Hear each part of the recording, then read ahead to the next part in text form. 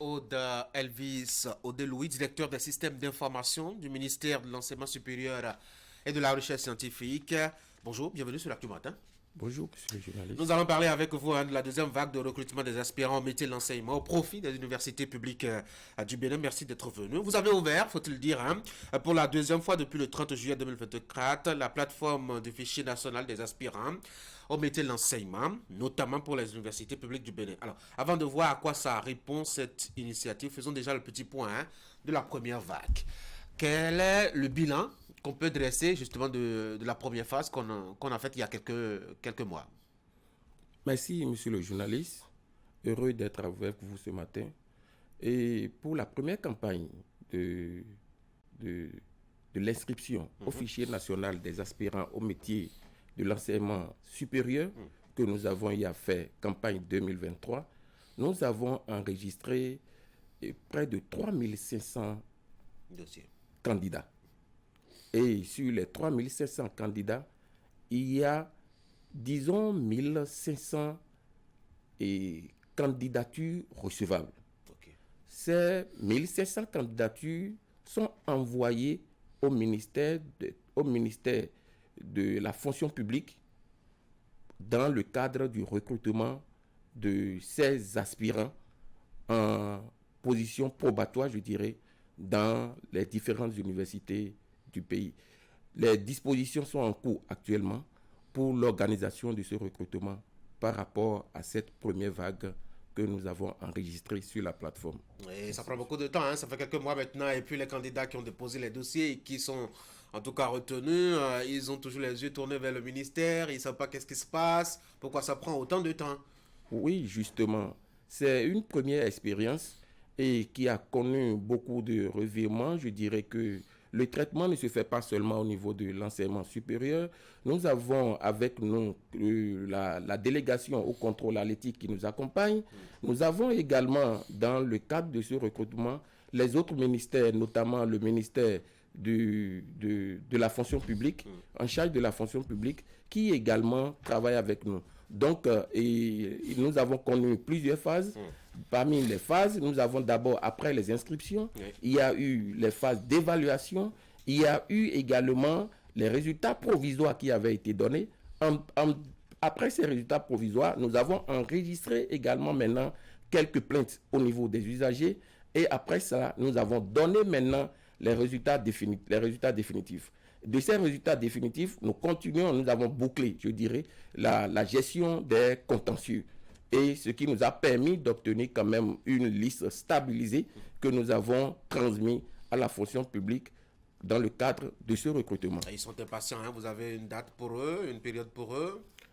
La gestion actuellement, comme je l'avais dit tout à l'heure, est au niveau du ministère du Travail et de la fonction publique et les dispositions sont en cours pour ce recrutement. Il n'y a que eux qui peuvent nous fixer. Exactement, monsieur le journaliste. On n'a pas encore fini avec la première vague, vous engagez une nouvelle vague. À quoi répond cette politique-là? Oui, justement, nous engageons la deuxième vague de recrutement. Cela répond exactement, c'est au respect des tests. Au fait, nous avons l'arrêté numéro 2022-0153 qui est portant sur l'ouverture de l'inscription au fichier national, qui stipule dans son article numéro 1 que l'inscription au fichier national doit se faire chaque année. Donc l'ouverture doit se faire chaque année.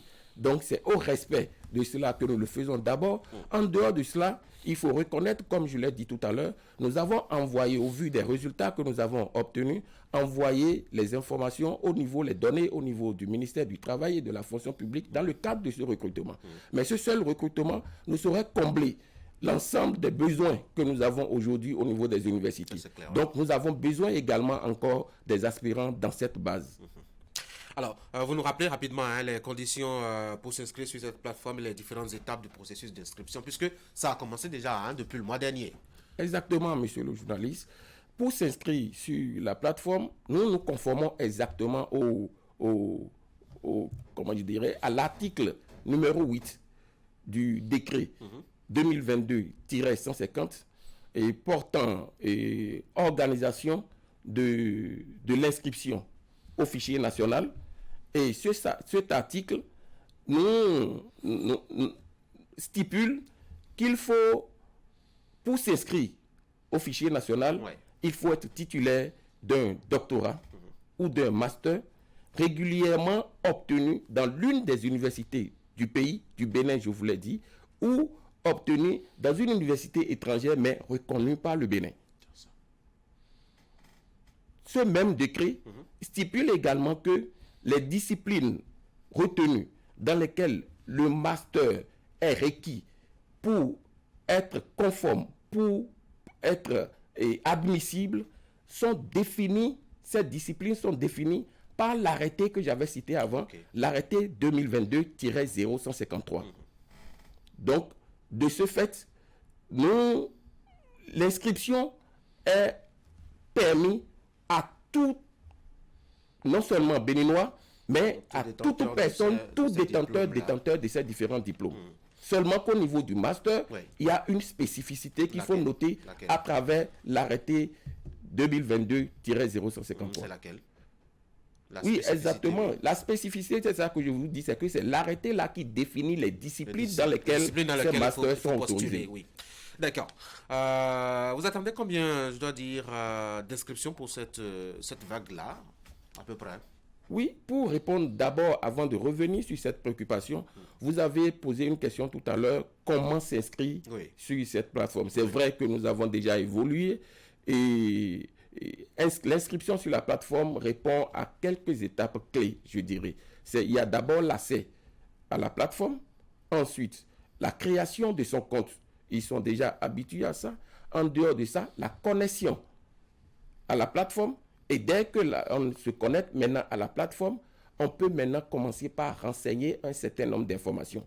D'abord, les informations personnelles d'identification du candidat. Ensuite, toutes les informations concernant le diplôme qui doit aller jusqu'au niveau des soutenances obtenues. En dehors de ça, nous avons sur la page d'accueil de cette plateforme une liste de pièces à fournir. Et ces différentes pièces doivent être uploadées, doivent être chargées sur la plateforme au niveau des différents modules prévus pour cela. Parce qu'il faut noter que ce qui est important dans le chargement de ces pièces, c'est qu'il faut que chaque pièce soit chargée à la place qu'il faut. Ça, c'est très important, monsieur le journaliste. C'est très fastidieux, hein? En tout cas pour ceux qui en ont fait l'expérience. Pas fastidieux parce que... Ça vous prend des journées. Non, pas du tout. Pas fastidieux. L'essentiel, c'est d'avoir une bonne connexion informatique. Et dès que la connexion Internet est disponible et que vous avez un bon device que vous pouvez exploiter, le problème ne se pose pas du tout. Allez, pourquoi vous aviez supprimé justement, je dois dire, l'étape de contrôle de plagiat, par exemple? Oui, monsieur le journaliste, nous n'avons pas supprimé l'étape de plagiat. Le certificat de plagiat est toujours une pièce maîtresse. Et il faut noter que pour la campagne passée, le gouvernement a offert une solution de détection de taux de plagiat à tous les candidats. À tous les candidats. Et au vu de l'inscription que nous avons eue l'année passée, je venais de vous dire qu'il y a tout au moins 2000 candidats qui n'avaient pas été retenus, ce qui suppose que ces 2000 ont également leur certificat déjà de taux de plagiat disponible à leur niveau. En dehors de ça, nous avons au niveau des universités aujourd'hui, avant toute soutenance, il est exigé que le certificat de taux de plagiat soit rendu disponible par l'étudiant. Au vu de cela, le gouvernement a instruit pour que nous allégions ce processus. Et ça fait partie des innovations de cette année, monsieur le journaliste. Pour alléger, nous avons demandé alors que seulement ceux qui, c'est une minorité, qui ne disposeraient pas de ces certificats de taux de plagiat, puissent eux-mêmes aller sur e-plagiat online, l'obtenir et pouvoir maintenant l'uploader. Au lieu de demander encore à ces nombreux candidats qui avaient déjà obtenu ce taux, de le reprendre encore sur le gouvernement a décidé que c'est seulement ceux qui ne l'ont pas qui doivent pouvoir maintenant l'obtenir et déposer sur la plateforme. On va retenir 1500 de candidatures aussi comme la première vague ou à peu Exactement, monsieur le journaliste. Et je venais de dire tout à l'heure que nous avons un peu plus de 2000 qui n'avaient pas pu être retenus. Donc, en principe, pour cette campagne, le minimum que nous pouvons obtenir doit être tout au moins un peu plus de 2000, 2000 candidats. Vous avez un message pour eux? Oui, monsieur le journaliste. Je tiens à féliciter d'abord tous ceux qui ont pu s'inscrire sur la plateforme et spécifiquement ceux qui ont finalisé leurs inscriptions. Je profite de votre micro pour exhorter ceux qui ne l'ont pas fait de vite le faire parce que vous l'avez signalé dans vos propos tout à l'heure, dans quelques jours, pour ne pas dire dans quelques heures, le 29 prochain, le jeudi prochain, après-demain, à minuit, la plateforme sera fermée. Et je tiens à les exhorter. Je comprends qu'il y a un certain nombre qui sont toujours en train de rassembler les pièces. Je comprends qu'il y a des gens qui attendent les derniers moments pour pouvoir s'inscrire, mais on ne sait jamais ce que nous offre ces derniers moments. Donc je les exhorte à vite s'inscrire, à ne pas atteindre les derniers moments parce que aucune prorogation de délai ne sera autorisée cette fois-ci, monsieur le journaliste. Merci beaucoup à vous, monsieur le directeur. Vous avez lancé récemment, ça c'est une curiosité, on va faire bref, l'ouverture de la plateforme après monbac.bj pour la sélection, je dois dire, de boursiers et bénéficiaires d'aide. Comment ça va se passer? Rapidement, en 2 secondes. Oui, merci monsieur le journaliste. Ça, c'est par rapport à nos jeunes bacheliers, aux nouveaux bacheliers de cette année. La plateforme est lancée et ce qu'on leur demande, c'est simplement de prendre déjà connaissance du guide d'orientation qui avait été lancé par la ministre et les 2 ministres, je dirais, enseignement supérieur et enseignement secondaire, la semaine passée. Et après avoir pris connaissance correctement de ce guide, il faut forcément maintenant s'inscrire sur la plateforme.